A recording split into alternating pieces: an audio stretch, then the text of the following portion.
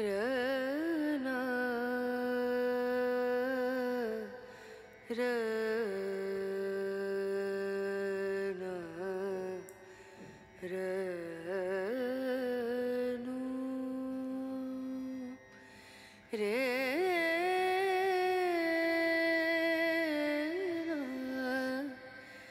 रे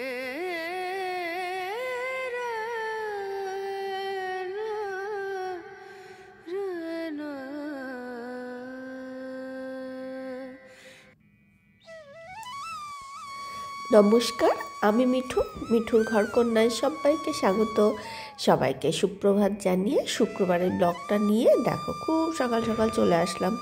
সকালবেলা উঠে ওই যে কাচের বাটিটা কিনেছিলাম, ওর মধ্যে একটুখানি গাঁদা ফুল দিয়ে ডেকোরেট করে নিলাম। তারপর দেখো চা করে দুজনে খেয়ে নিলাম, কারণ আজকে মিস্ত্রি কাজ করবে, সকাল সকাল ব্যস্ততা শুরু হয়ে যাবে। এরপর দেখো মিলেট আর ডিম সেদ্ধ খেয়ে ছেলে পরীক্ষা দিতে চলে গেল, ওর বাবাও খেয়ে অফিস চলে গেল। তারপর 9:30টার মধ্যে মিস্ত্রিরা চলে এসেছিলো, আমাদের নতুন ফ্ল্যাটে কাজ করছে বাথরুমে। আর আমি সকাল সকাল রান্নাটাও করে নেব। কুমড়ো ছিল, বরবটি, উচ্ছে আছে, কাঁচকলাও বের করে রেখেছি। উচ্ছে ভাজা করব, কুমড়ো বরবটি ভাজা করব, আর কাঁচকলা দিয়ে মাছ করব কয়েক পিস। কালকে যে রুই মাছ নিয়েছিলাম রয়েছে। এরপর দেখো আমি তরকারিগুলো কাটছিলাম, মিস্ত্রিরা ডাকলো। আমাদের আগের ফ্ল্যাটের থেকে নতুন ফ্ল্যাটের দরজা দেখো একদম পাশাপাশি। যদিও আমরা এই দিক দিয়ে যাতায়াত করি না, তাই যদি এই দিক দিয়ে যাতায়াত করতাম, দুটো কিন্তু একদম পাশাপাশি। এরপর মিস্ত্রিরা ডাকলো, মানে এই যে কলের পজিশনটা একটু দেখার জন্য। আর ওই দেখো ওই যে আমাদের নতুন ফ্ল্যাটের বেডরুমটা দেখা যাচ্ছে। এই কলাপসেবল গেটটা খুলি না বলে, খুললে কিন্তু 2 কদম এই মানে দুটো ফ্ল্যাটের মাঝখানের দূরত্ব। আর এটা হচ্ছে গ্যারেজ। একদিন ভাবি তোমাদেরকে পুরো ফ্ল্যাটটা আমি একটু ভিডিও করে দেখাবো, ছাদ অবধি, সেটা না হয় না। আর একজন ফোনটা ধরার জন্য একজন চায়। আমার তো ওই ছেলে আর ওই বাবা, কাকে দেব দায়িত্ব, তা যেই কারণে না আর হয় না। দেখো ওই ফ্ল্যাট থেকে এই ফ্ল্যাটে চলে আসলাম, তরকারিটা কাটছিলাম।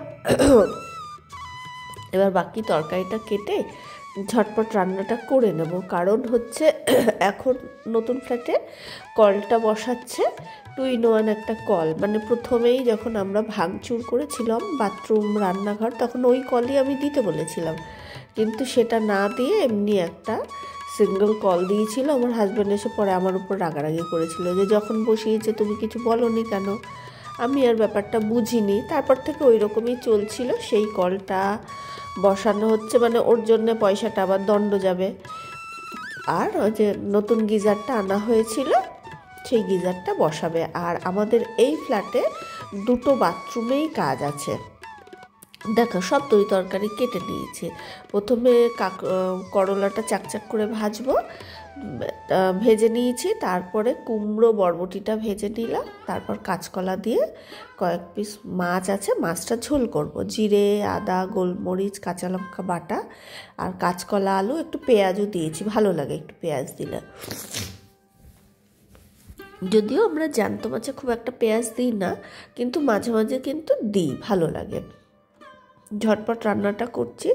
আমাদেরও এই ফ্ল্যাটে আর কি 2টো বাথরুমে, কোমোডের বাথরুমে হচ্ছে কলটা কেটে গেছে, জল পড়ছে। আবার মুখ ধোয়ার যে বেসিন আছে সেখানেও জলটা কেটে গেছে, মানে সাইড দিয়ে বেসিনের এই যে পিঙ্ক কালারের, ওর সাইড দিয়ে গড়িয়ে গড়িয়ে পড়ে নিচে ভেসে যেত। আমি সেটা আবার মুছতে হতো একটা শুকনো কাপড় দিয়ে। আবার এমনি যে বাথরুমটা আমরা বেশি ব্যবহার করি সেটাতেও ফ্ল্যাশটা হচ্ছে না বেশ কয়েকদিন ধরে।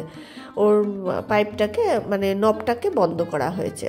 তাই এই খুঁটি খুঁটি কাজগুলো করতে কিন্তু অনেক সময় লাগলো।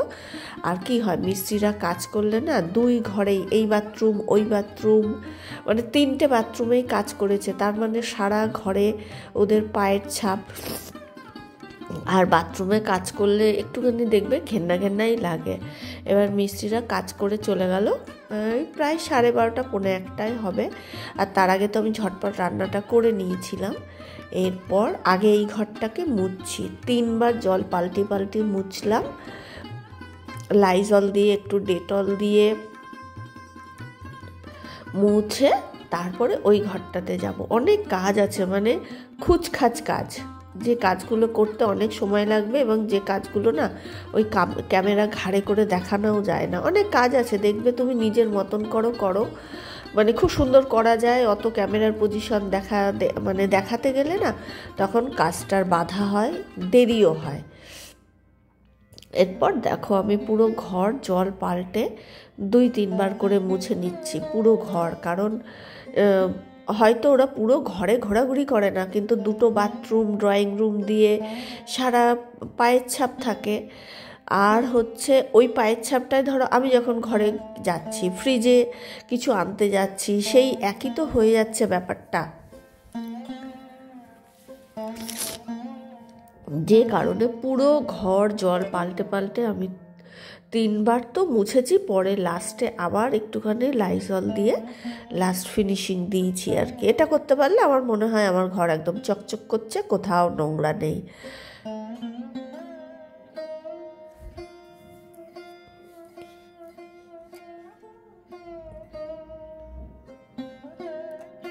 তারপর বাথরুমের সামনে পা মোছার যেগুলো থাকে সেগুলো আমি সাইড করে সরিয়ে রাখি, কিন্তু সেগুলোও ওদের ছোঁয়াছানি হয়ে যায়, ওগুলোকেও ধুতে হবে।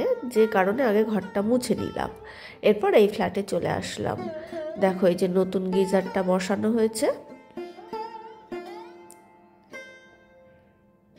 এই বাথরুমে দরকার ছিল, আমার একটু ঠান্ডার ধার তো।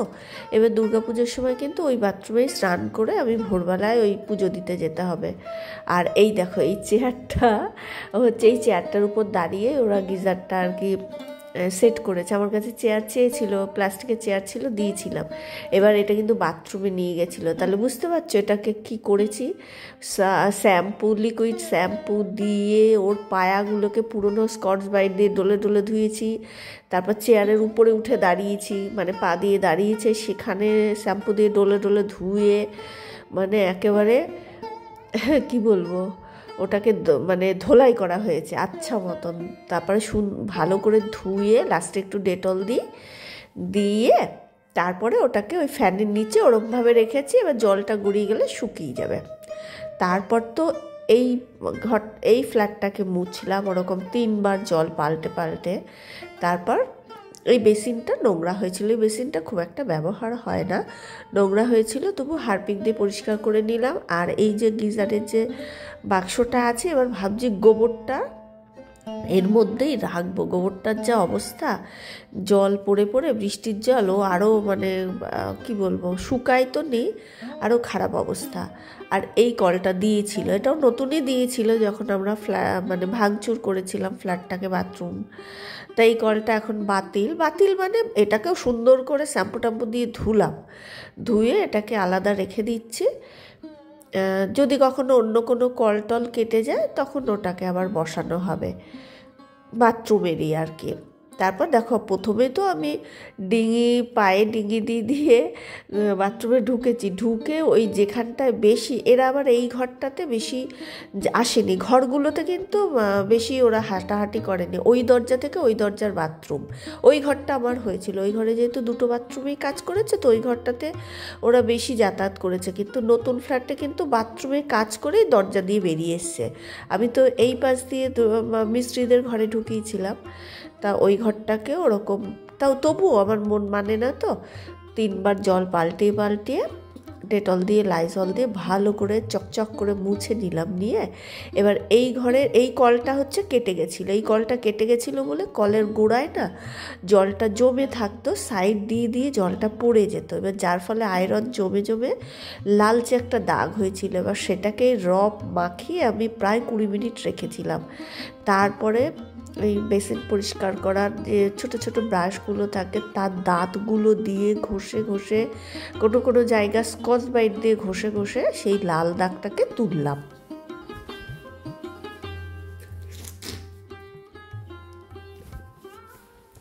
আর এই কাজগুলো করতে না একটু দেখবে খুচখাচ কাজ তো, এগুলোই সময় লাগে। আর এগুলো না মানে ওই ভিডিও করার তখন আর ইচ্ছা থাকে না, মনে হয় কাজটা আগে করি যে কাজগুলো রয়েছে। আর মাথায় চুলে তেল দিয়েছি চুপচুপে করে, মাথাটাও শ্যাম্পু করব, কারণ এরকম পায়খানা বাথরুমের কাজ করলে শ্যাম্পু না করে বেরোবো না। সেটা আমার হাজব্যান্ডকেও বলা আছে যে যখনই বাথরুম পরিষ্কার করবে একদম মাথা শ্যাম্পু করেই বেরোতে হবে।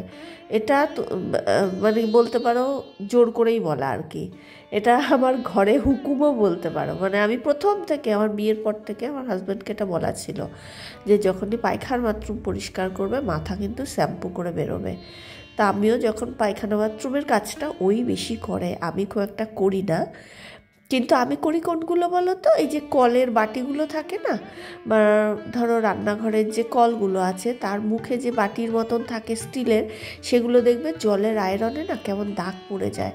ওই জায়গাগুলোকে রফ মাখিয়ে বা হারপিক দিয়ে ছোট্ট ব্রাশ দিয়ে ডলে ডলে ধরতে হয়। ওগুলো কিন্তু অনেক খুচখাচ কাজ, চকচক করে। তারপর ওই কাজগুলো আমি করি।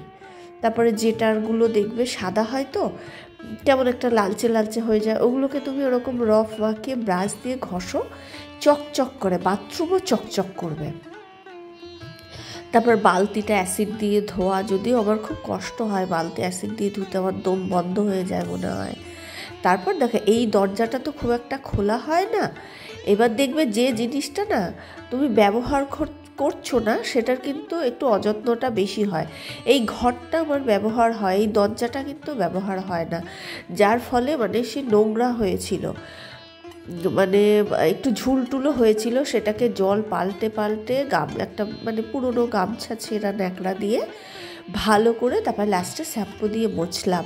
আর এই যে ঘরে যে পাথরের একটা বিট থাকে আর কোলাপসেবল গেটের একটা লোহার পাত থাকে, তার মাঝখানে খানিকটা ফাঁকা জায়গা থাকে, সেই জায়গাটাতে না মানে অনেক নোংরা জমেছিল। এরকম খুচখাচ কাজ করে, বাথরুমের কাজ করে আমি বেরিয়েছি পুরো 3:30 তখন, মাথাটা শ্যাম্পু করে বেরিয়েছি। তারপর এই ঘরে এসে একটু ধূপবাতি জ্বালিয়ে দিলাম। তাহলে আজকের মতো ভিডিওটা এখানেই শেষ করছি। কেমন লাগলো কমেন্ট করে জানিও, ভালো লাগলে ভিডিওটা লাইক করে আমার চ্যানেলটা সাবস্ক্রাইব করে দিও। যারা লাইক করছো, সাবস্ক্রাইব করছো, কমেন্ট করছো, সবাইকে অসংখ্য ধন্যবাদ। সবাই খুব ভালো থেকো, সুস্থ থেকো, টাটা।